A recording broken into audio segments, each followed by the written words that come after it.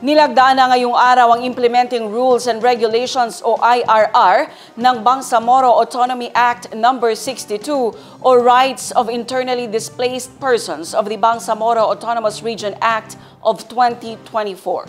Ang detalye mula kay Naphtali Bendol.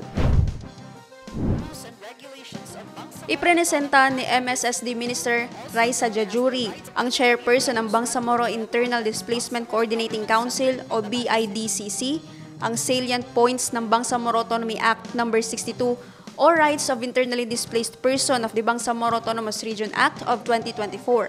Sa isinagawang ceremonial signing ngayong araw ng Implementing Rules and Regulations o IRR ng nasabing batas sa Sharif Kabunsuan Cultural Complex. Ang Bangsamoro Autonomy Act No. 62 ay nagbibigay ng proteksyon at nagsusulong ng karapatan ng mga residente ng Bangsamoro Autonomous Region na internally displaced dahil sa armed conflict, generalized and or organized violence, clan wars, political violence, human rights violations, aggressive implementation of development projects, and natural, human-induced or human-made hazards or disasters.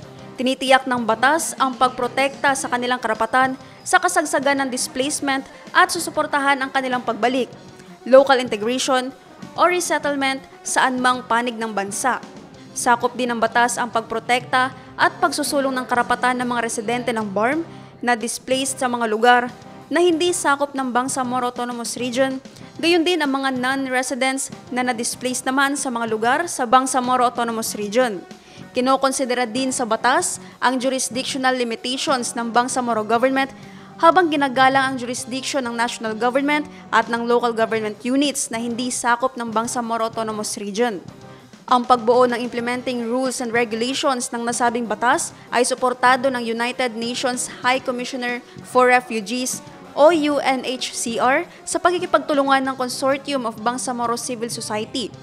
Ay dumaan sa serye ng consultations ng mga stakeholders mula sa iba't ibang BARM ministries, offices at agencies, local government units, development partners, non-governmental organizations, civil society organizations, at internally displaced persons leaders. Ang collaborative approach umano ay nagtitiyak na ang IRR ay comprehensive at responsive sa pangangailangan ng displaced population sa rehiyon. Ang IRR means Implementing Rules and Regulations. At hindi po ito unique sa batas natin na Bangsamoro Autonomy Act No. 62.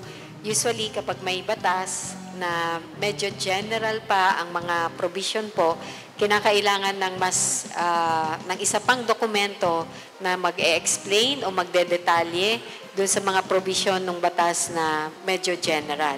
Some provisions of the law posible pong self-executing or self-executory, pero kailangan po dun sa ibang hindi pa masyado malinaw, walang klarong guidelines, walang klarong steps.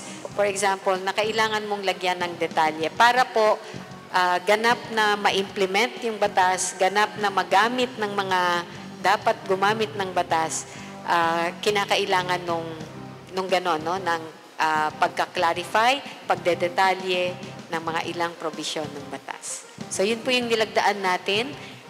And once ma-publish po ito, it will now be used by everybody and hopefully it can help them identify the gaps and sana hindi na ma-identify, makita na po yung pinunuan, no, na gaps dun sa batas or detalye na kinakailangan ng batas.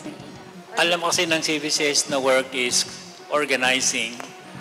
At initially, we started to work with some local government units in terms of coming up with ordinances related to protecting the rights of the IDPs. And as far as I would remember, we have already more than 10 local government units who had come out with their ordinances even before the signing of the law in this IRR. We were also involved in socializing the drafting of the law. We went to IDP's areas, informed them of the existing drafting of the IDP bill. And from them, we also got some of their reactions and some kind of suggestion on how they wanted it to be.